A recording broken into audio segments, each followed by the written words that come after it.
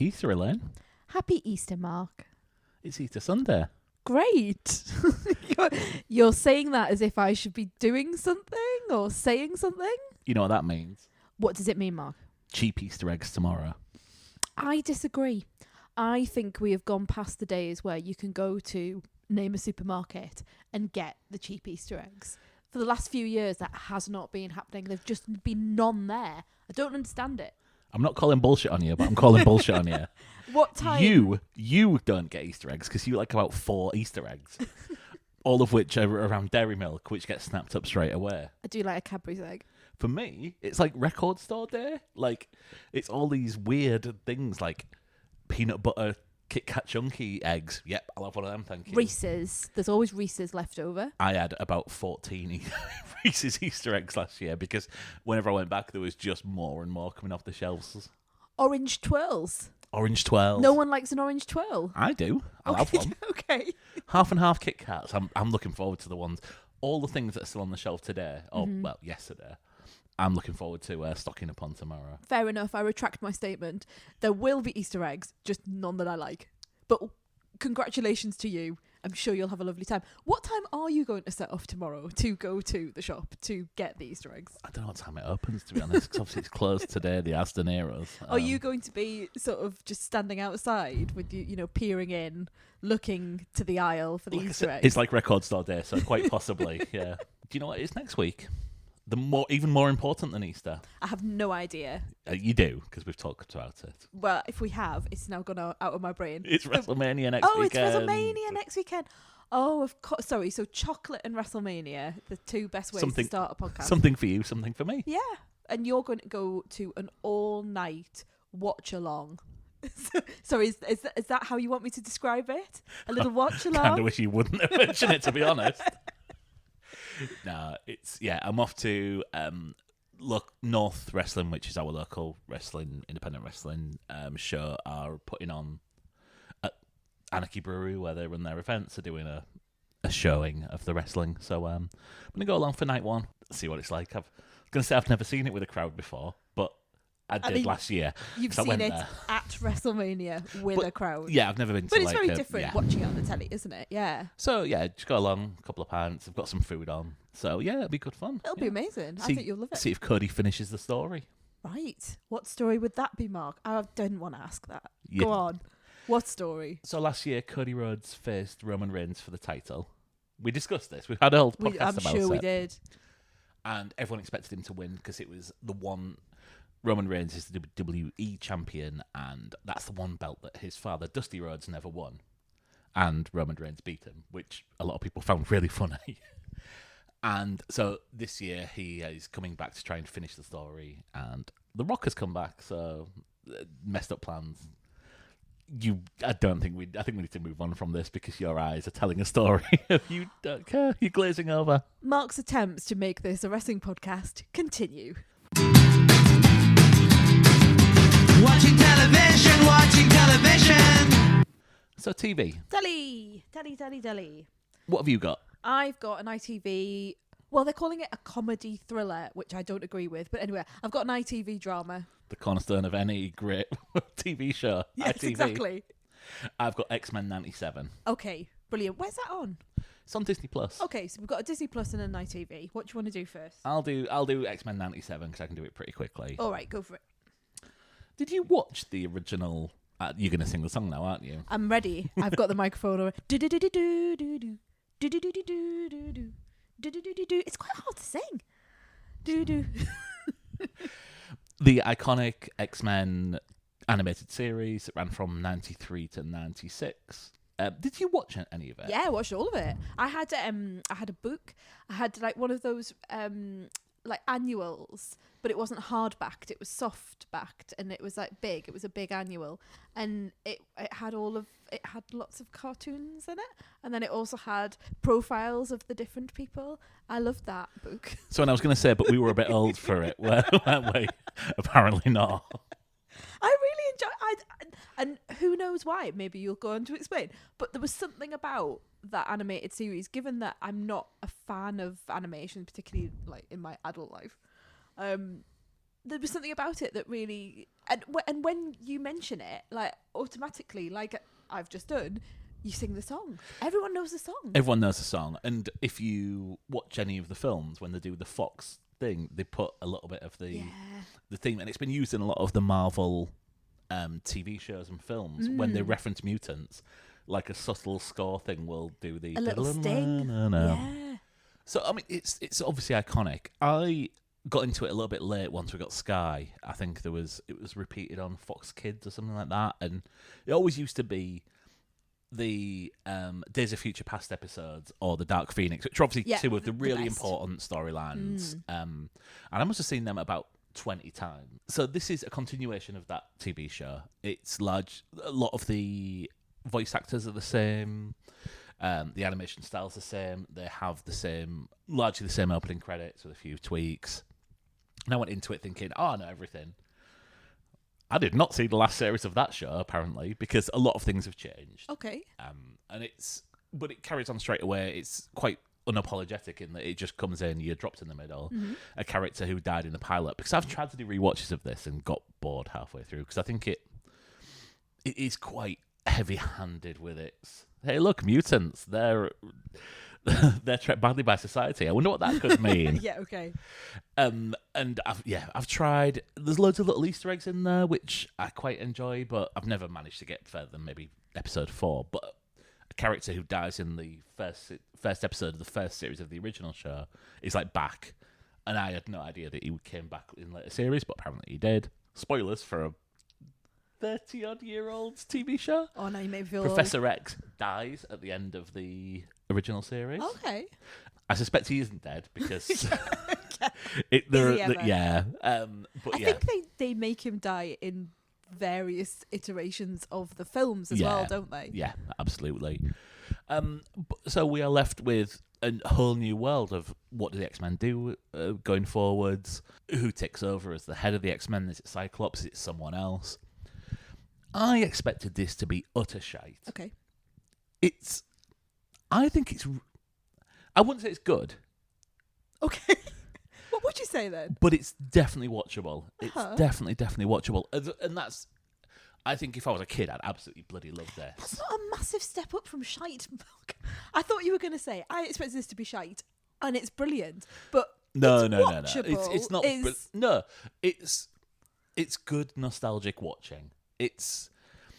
I'm not going to say it's going to change the world because it absolutely isn't. And if I was a kid, I think I would enjoy this as much as I enjoyed the X-Men growing up. And I think it's a different landscape now.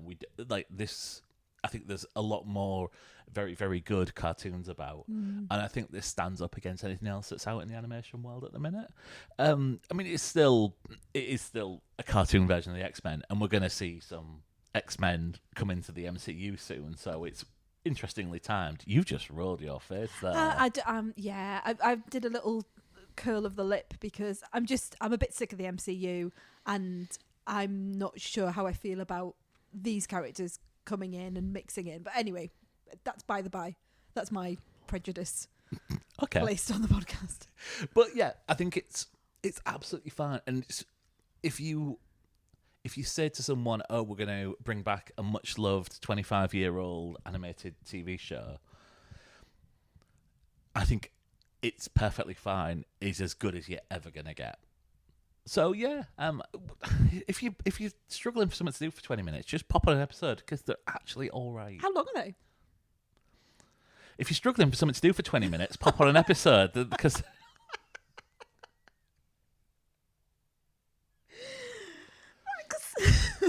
How long do you think they might be? I think they might be 20 minutes. They're quite short then. Well, I mean, they're standard cartoon length, aren't they? So I don't know. I don't watch standard cartoon. I don't watch any cartoons. But yeah, thank you for that. Thank you for answering my question so well. Wow. So good I answered it twice. That's right. So what's your paragon of great TV? So I don't think I've done an ITV drama for a while, so I'm quite pleased I've got one for the podcast. I've been like Disney Plusing and Appling and all of that sort of stuff. So this is Passengers, starring Wunmi Masaku, who I think you will know mostly from Loki, where she's Hunter B-15.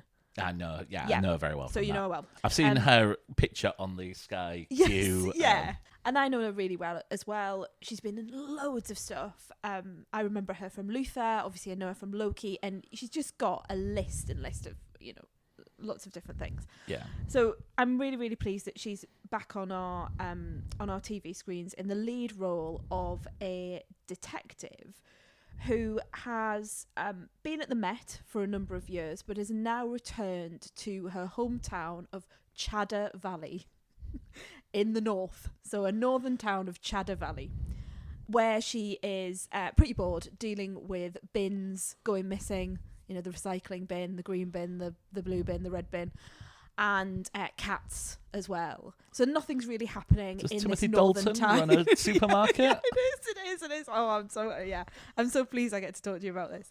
A cast of characters involving people like David Threffel, Men of the world. Funnily enough. And lots of other people. So just imagine a small northern town with lots of different characters in it. There's fracking going on. There are protests. There's weird things happening in the forest. All sorts of things occurring in this drama, which is why people are calling it like a comedy and then a comedy thriller. It's really, really difficult to place. There is a supernatural element at the heart of it. Something has been released, but we don't know what. Sorry, that was just me going I switching know. off there. I know. And then we've got police station hijinks. We've got lots of really, witty northern dialogue. We've got young people who just want to get out of the town. Relationships that, are very toxic, between a younger woman and her boyfriend who cheats on her and beats up her other friend just because he's a boy and he's talking to her. There's all these sort of pockets of different things going on. And I forgot, there's another one. There's a guy who's just got out of prison. He's meant to be in prison for 10 years, but he's got out after 5 and everyone's scared of him and we don't really know what he's done. That's sort of the lay of the land. And then, like I say, into the middle of this, we haven't seen what's out there, but there's suggestions. There's black gloop in the forest. Things have been ripped apart. Someone opens up a truck and there's a great big hole as if something's got out of it. These sound like 2 different TV shows. It's lots of different TV shows. So you've brought up Edgar Wright and Hot Fuzz. 55 Degrees North also comes to mind. Yeah. There is a line in the second episode where the person who's employing Wumi Masaka's character, who's I think called Rhea, her sort of boss says it's not Broadchurch, which I'll come back That's to that brave. in a moment. But yeah, so there's all sorts of, other people have compared it to Stranger Things and Happy Valley, and there's just all of that mixed up. The thing that I keep saying I'm going to come back to is the fact that this is written by Andrew Buchan, who was in Broadchurch. He's the dad from Broadchurch, and he's been in lots of other things as well. So you'll know him from telly. He knew Wumi Masako. He went to RADA with her, and I think they were in the same year, and he had her in mind for this role. I think this is incredibly knowing. I think it knows that it's a bit of this and a bit of that, and as I understand it, he's written in the Radio Times to say, I am not necessarily borrowing, but it's knowing. I know what I'm doing. I'm wanting to take and pay tribute to these different shows, but setting it in the north, which is where he's from, and giving nods to that area and the way that people speak and the way that people have relationships with each other in the north. I went into this thinking, obviously people calling it a comedy, so straight away I was off. But I went into this thinking, what's this going to be? This ITV drama, that's tonally all over the place. But I'm really enjoying it. I'm genuinely really enjoying it. I think you have to place all of these things to one side. You have to go, okay, it's a bit of this, it's a bit of that. But the characters I find interesting. I've been sort of swept along with what's happening in the forest. There's a bit of PTSD flashbacks for some of the characters. I still don't know what the baddie who's come out of prison's done. And I'm on episode 2, so there's lots of things that are open. Who knows where it's going to go? But I think if you're looking for something to stick on on let's say, a Saturday night when your husband's out at the wrestling and you don't want something that's too taxing, but you'd like a little bit of a mystery, and you like Happy Valley and Stranger Things and Hot Fuzz and all of these shows, and you just want to sit and see where it goes, a bit like what I was doing on Saturday night, then give it a go. I just don't think that there's anything wrong with it. I think you should just, go with the flow, see where it goes to. It's not going to be the sort of thing that I sit and think about, for hours on end. I'm not going to start analysing, parts of it in, as I'm going out for a walk and thinking, wow, what were they trying to say with that?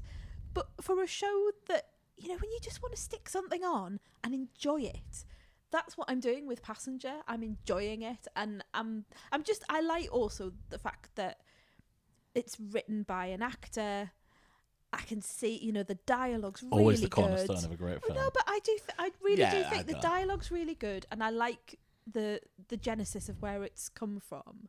And yeah, I'm just really enjoying it. And I think that's okay, isn't it? You can just have shows that you just go, yeah, all right, I'm just enjoying that. Yeah, see, it's fine. Like, same as X-Men 97. Exactly. Not going to change the world. That's It's it. good to put on when you've got... Perfect. When your wife's out at What? wherever you were. A writing retreat. Where am but I yeah. going? Oh yeah, I'm at a writing retreat and Yeah. you're at wrestling. Yeah. That shows various things in our life. Shows what we do, yeah.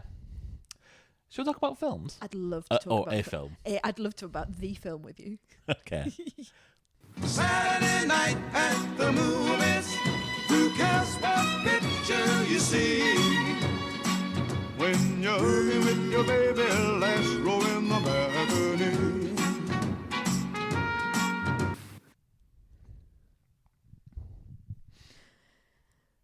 Hey Mark. You're going to say busting makes me feel good, aren't you? Well, I was going to ask you if there was something strange in the neighbourhood who you were going to call, but we could do Bustin' Makes You Feel Good if you like. I'm not going to call it anything because ghosts Bustin' don't exist. Makes me feel good. Oh, it's such a good line though. Do do do do do do. I do believe in ghosts, so there we go. I don't think we should say that we shouldn't believe in them because then they'll hear. No, because And then they'll haunt us even more. They might though. They just might. So, Ghostbusters Frozen Empire. The fourth in the... Who knows? Who knows? Fourth What film do you count? plus... Well, I count Ghostbusters, Ghostbusters 2, Ghostbusters Afterlife, and Ghostbusters this one. I think Ghostbusters Answer the Call lives in a totally different in a different world. universe. Yeah. A failed attempt at a reboot, I think it was. I agree, and not because it was all women in the cast. I didn't find it funny. I didn't like the fact that it had gone off into an alternate universe. I had no problem with it being an alternate universe. I think it just the script wasn't up to par. Yeah. It wasn't the fault of the actors. No. I really wanted it to be good. Yeah. Because, Oh, absolutely. Because dickheads didn't. Yeah, of course. So yeah. Yeah, and it's a shame, but I really enjoyed Afterlife, which this is a follow-up to, where we got to meet the Spengler family, Egon's daughter, and sort of her children, and then Paul Rudd's Gary Gruberson, the science teacher, doing summer cover, and I really, really enjoyed that. I gave that 4 stars, didn't I? You did. And I gave it 2. Not. You gave it 2. I just I took And against it early. I really wonder whether that will come into play when we start to talk about how you feel about this film.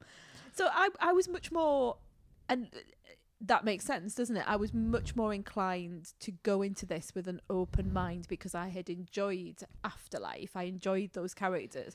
What about you? Did you, because you gave it 2 stars because you didn't enjoy the last one, did you think, oh, I really don't want to go and see this? So the truth is I went into this not having a clue about what I thought about Afterlife, because it's not a film that I've thought about probably since we stopped recording that podcast. I couldn't remember that. I remembered that Paul Rudd was in it. Couldn't remember Carrie Coon. Remembered Finn Wolfhard. Didn't remember McKenna Grace, which was one of the. Oh, really? Because I think she was a bit of a breakout star from that film. Yeah, I mean, yeah. And then didn't remember the two tag-alongs that I remember Lucky just got completely nothing to do in the second half of that film, and podcast, as I've listened to our podcast annoyed me, whereas you found him quite charming. I thought he was quite sweet, yeah. So this film inexplicably moves the action to New York just so that they can use the fire station set. Which we've been to. We have. We stood opposite. We stood opposite, gingerly trying to take a photo. Taking photos while actual fire people were stood there smoking cigarettes outside, weirdly, and just going, oh God, not these people again. Here they come. Here come the tourists. Get the merchandise out. Yeah. But yeah, we're back in New York. Back in New York. Ghostbusters is now a proper thing that's looking after New York against evil Mayor Walter Peck's better judgment. Oh, why did they have to make Peck the mayor? I know. Anyway, yes. And Winston, we should say, is financing everything. So Winston's a big businessman now, and he is piling the money in to help the Ghostbusters, the new Ghostbusters. So tell me, what did you think, Elaine? We jump into that already. Yeah. I loved it. I really loved it.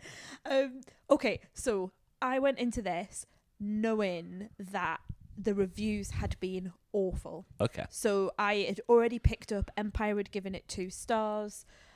I'd heard some other things as well. I'd seen even on podcasts that I listened to, the strapline for the episode title was, how awful Ghostbusters Frozen Empire was, and the box office and everything like that. So actually I went into it thinking, okay, I'm just going to keep an open mind, but I need to be ready for the fact that, from the off, this is not going to be a good film. I'm going to be bored. I'm not going to enjoy the characters.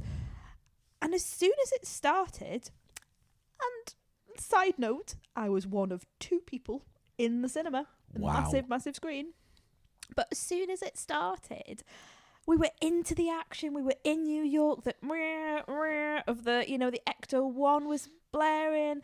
We were back with Carrie Coon and Paul Rudd and their kids. And, there was a ghost and we were busting it.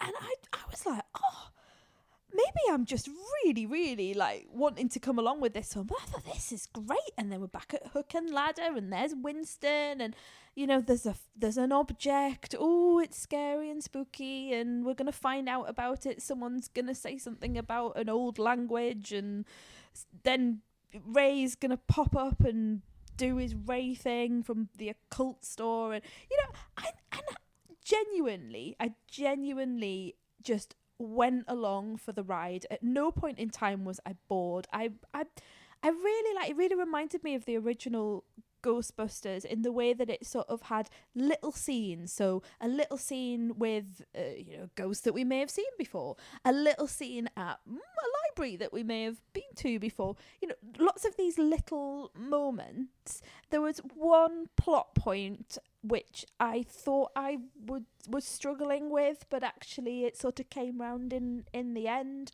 I really like McKenna Grace's character.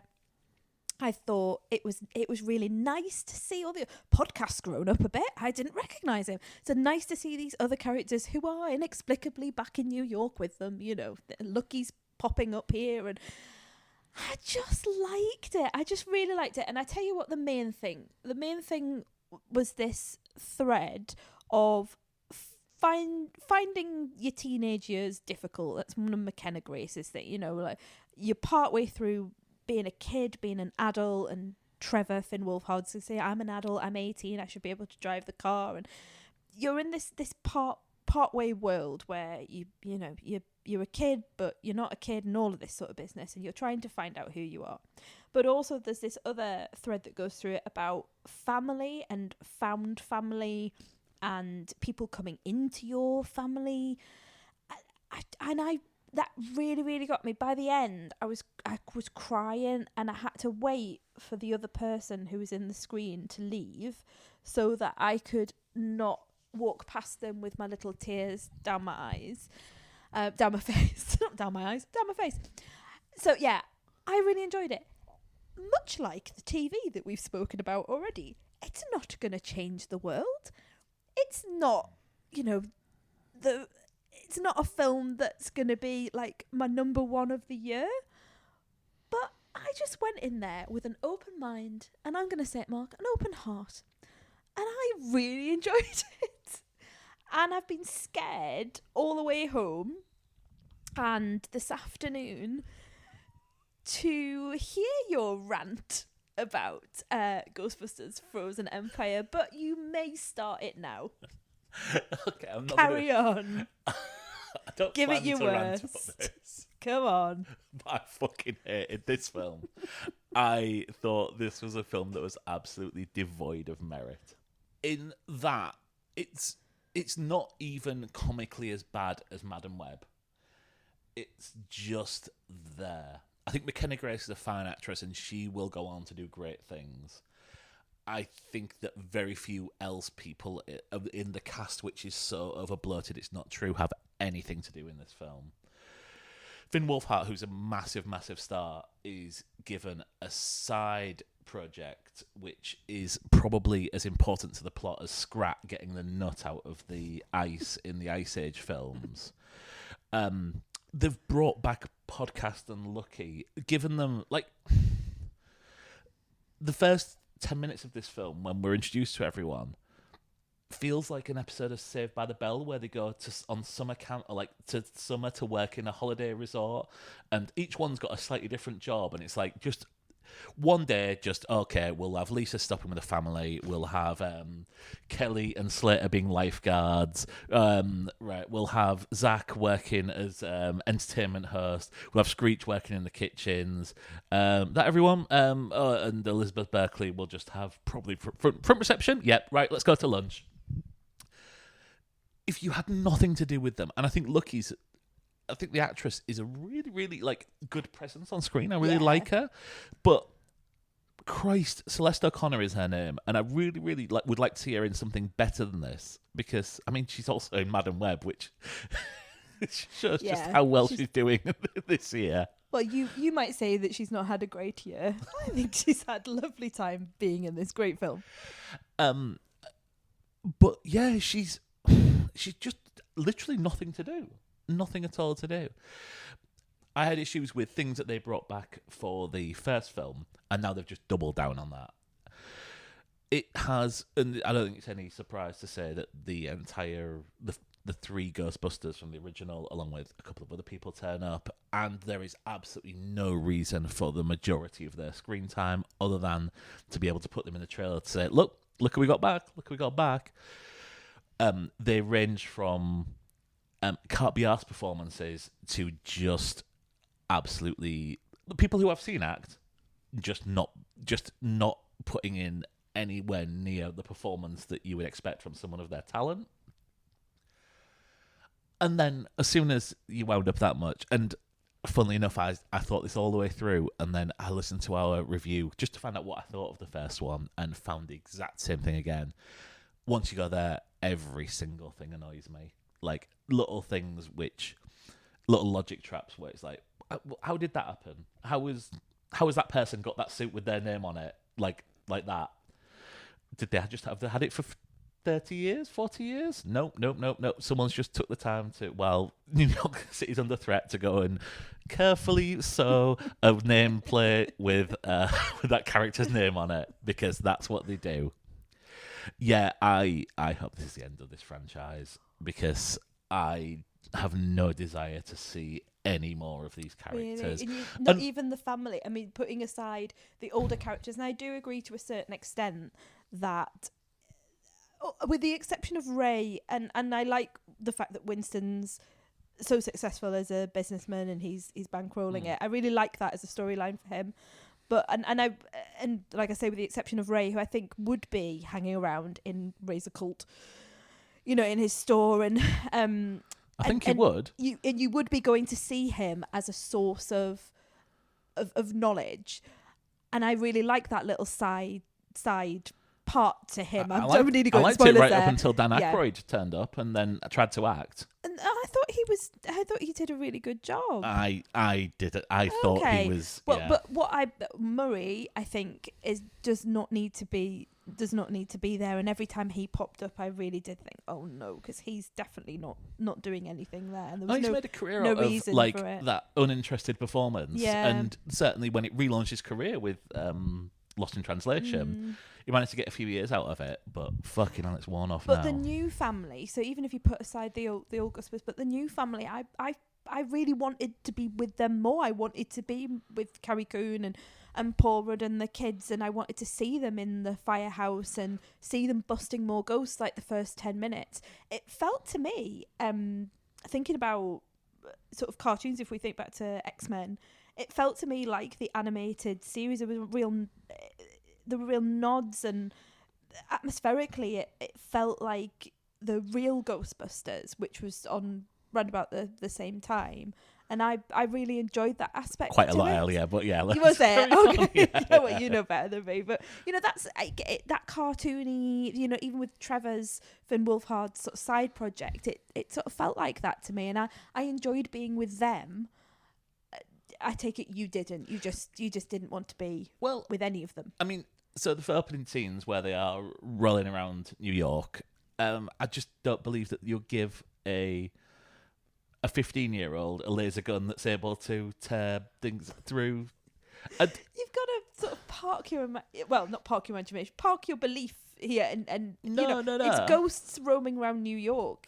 Yeah, but you believe that a set of 30-year-old failed academics would do this, but having a 15-year-old child with it just borders on parody.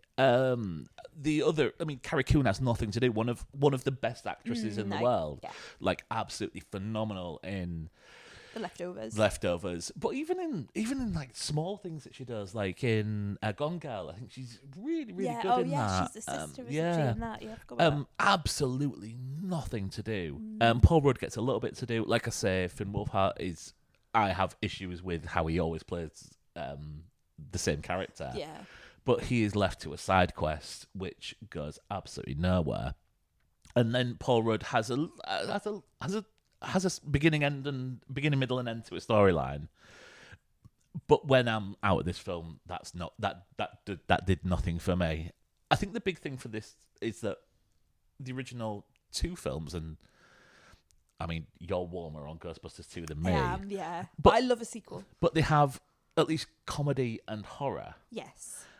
I laughed once, Oh, I laughed throughout the entire film. and I was scared precisely 0 times. I was scared a little bit, but I am a big scaredy cat. I think it could have gone harder on the scares. And the only thing that I found anywhere near scary was the bit which is just a direct reference to almost like taking the reels from the first film and just replaying them. Okay.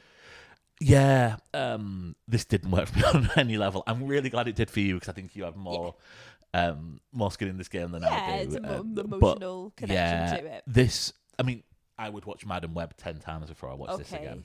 And I think that does play true in that if you didn't like Afterlife, you're not going to like this. It is very much an extension. I didn't go of in that. thinking I wouldn't like it, but Okay. yeah, at least I'm But consistent. it is a consistent approach. Yeah. Can we talk about spoilers? I mean, you can do. Yeah. I mean, are you just going to rant more at me No, about I just how much have you some hate it? really specific things that that really annoyed me about it. See so- that? Okay, so you are then. Yes, Right. Okay. probably. Spoilers from this point on. Prepare yourself. If you're everyone. leaving us here, go along and see it and make your own decision. Because obviously we've got two very different sides of this review.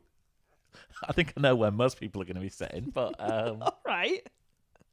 but yes, thank you for listening.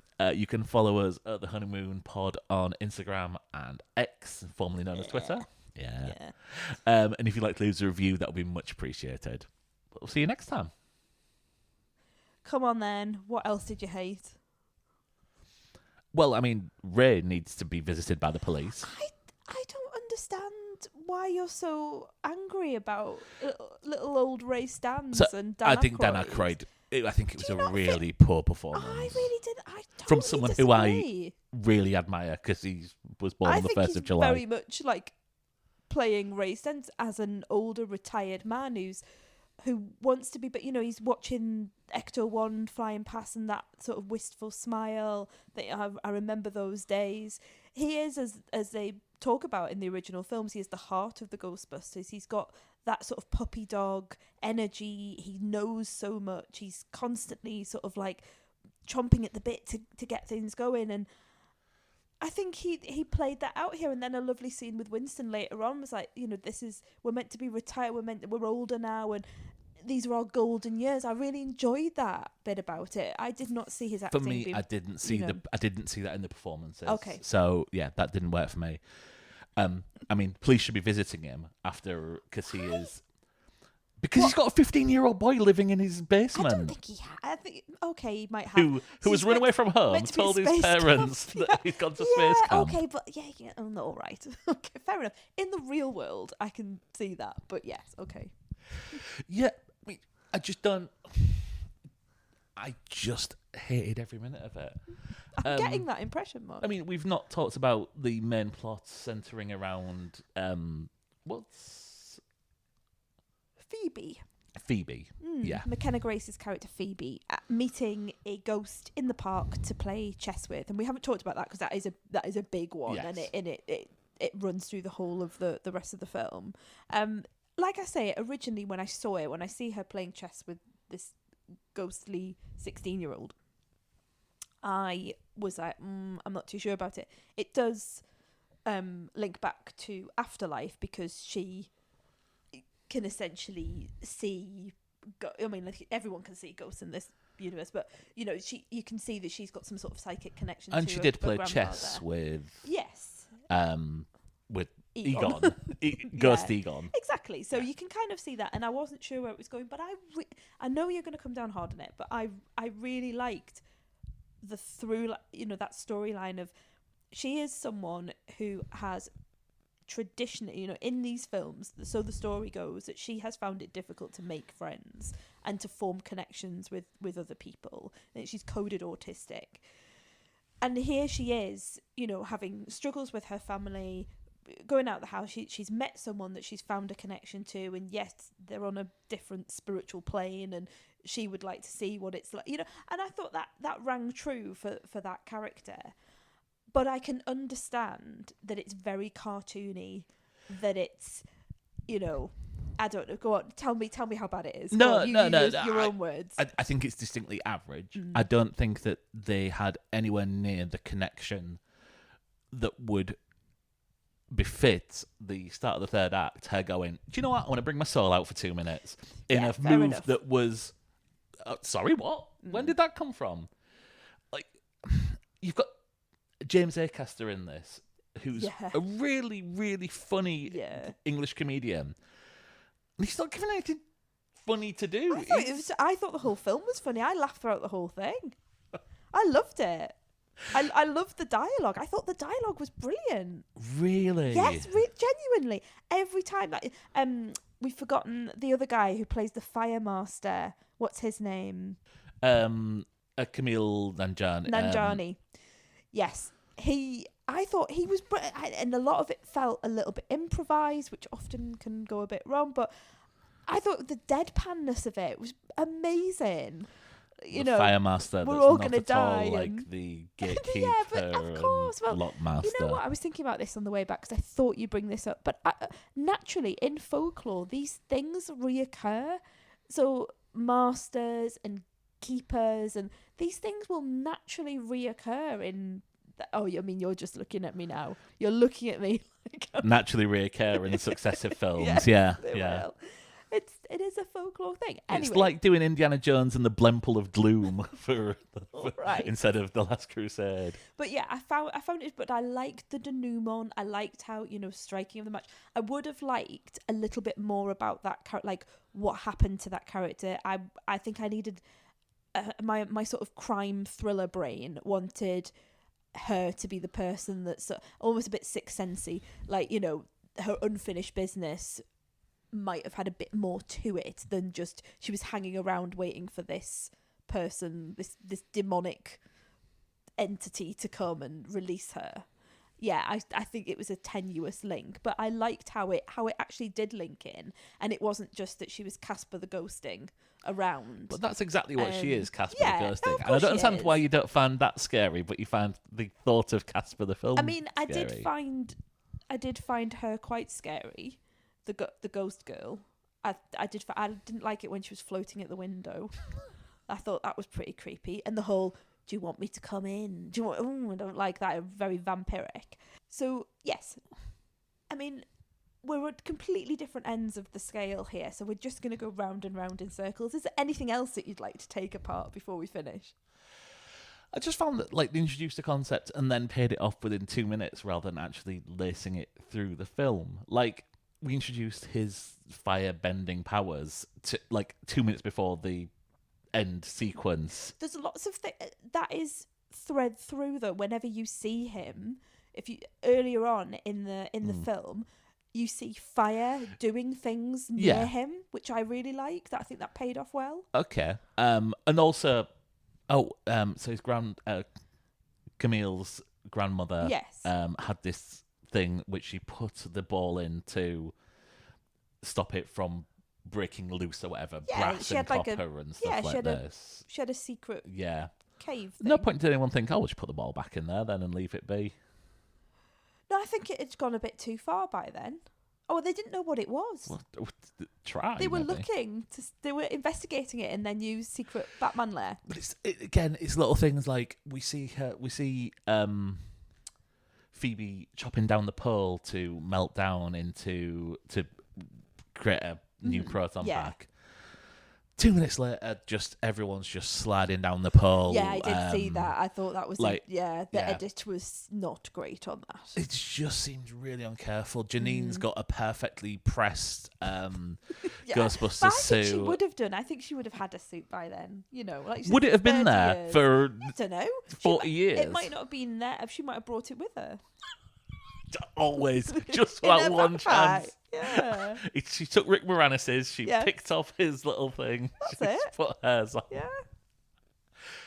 Look, I'm really glad that you liked this. Thank you. Because I was quite fearful when I said, I think you should go see this. Yes. Because it'll be fun to talk about.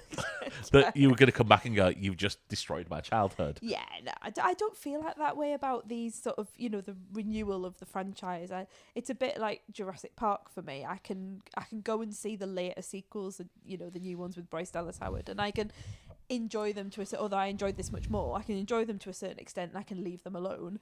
I feel more connection with these characters than I thought I would do, and I'm really happy about that. And I would like them to come back, but focus on them as the new Ghostbusters and see their exploits. So I think Paul Rudd's brilliant, isn't he? And the scene with Carrie Coon where he does the the song, it's just lovely, and it's very heartwarming and knowing, and I like all of that sort of stuff. It felt like a joke that had written in couldn't fit into the plot, so they just put a scene, because that scene is completely separate to anything else that happens. Yeah, lovely. Same with Trevor. And Slimer. Yes, and Slimer that's been introduced completely to sell toys, because it's just he has two scenes where he's trying to get him, and then he's never seen again. Yeah, it's fine. You stay for the post-credits thing. There's a mid-credits thing, Yes, wasn't sorry, there? yeah. I did. Pointless. And it was a bit pointless, yeah. I was hoping that it was going to be a setup for the next film, but I didn't. You didn't. I was glad it wasn't. Yeah. Although, I mean, again, the Marshmallow Men have been brought in just to be gremlins, cute. and They're very cute. yeah. They've grown on me from the first one. Absolutely so I wasn't no quite sure. point in them being in the film apart from to sell toys. The Grumposaurus. Well, that's what this film does to me. This film makes me a sad person.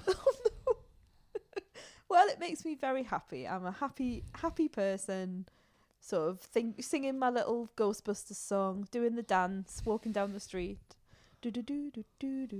Get my lunchbox out, bit of nostalgia. That's what I like. Anyway, Bobby Brown's song from the second film is better than the Ray Parker Jr. original. Oh, what's it? On Our Own, is it? To take control. Gotta I take like that. I really like Ghostbusters 2. It's terrifying. Absolutely terrifying. Like, that's really scary, I think, Ghostbusters 2.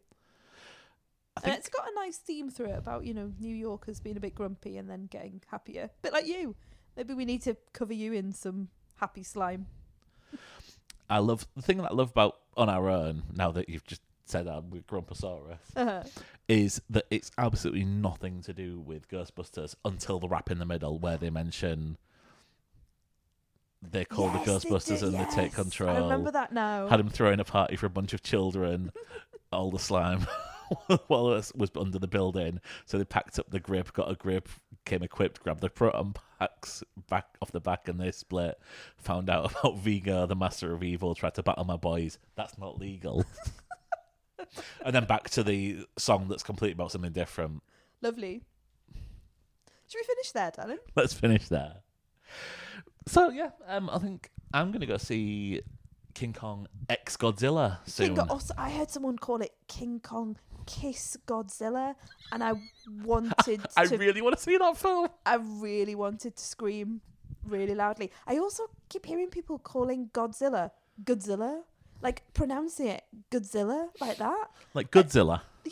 But like G-U-D, Godzilla. And it's driving me mad. I hope it's a romantic comedy about Well, King Kong kissing Godzilla. Yeah, because it was Versus, wasn't it, the last one? And yeah, now and it's X in the way that so modern musicians do when Godzilla they kiss combine King Kong? with someone. And nowadays it was just featuring. lovely. Yeah. So you're going to go and see that. Yes. Anything else you've got coming up?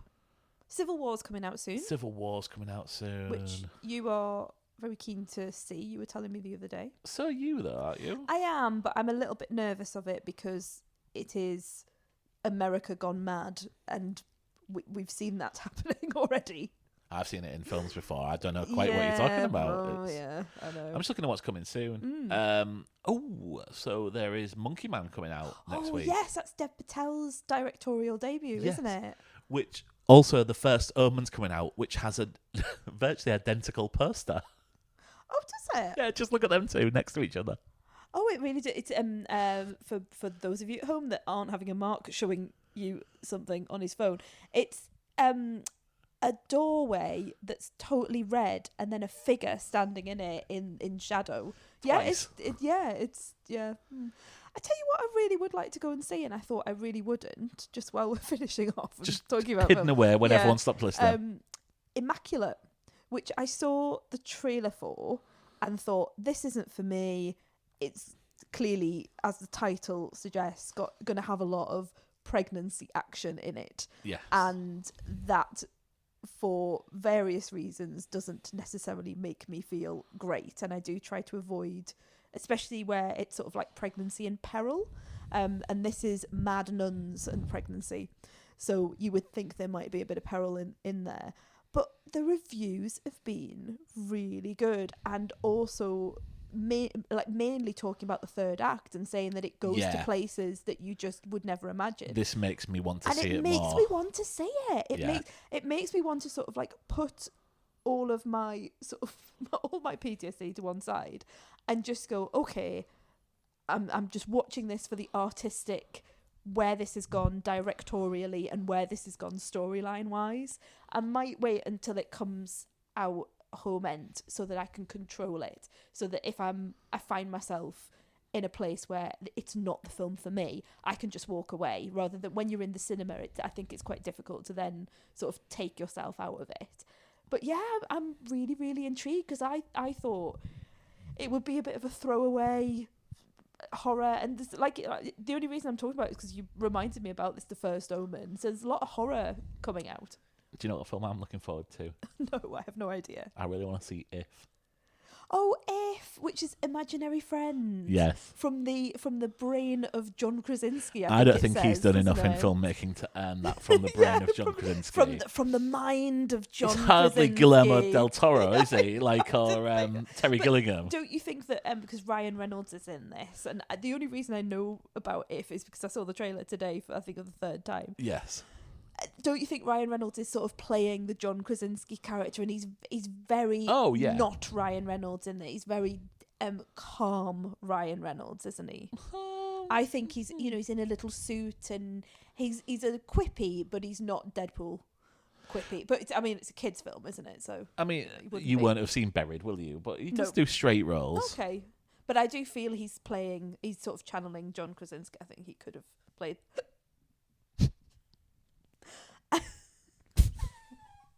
Leave that in. No.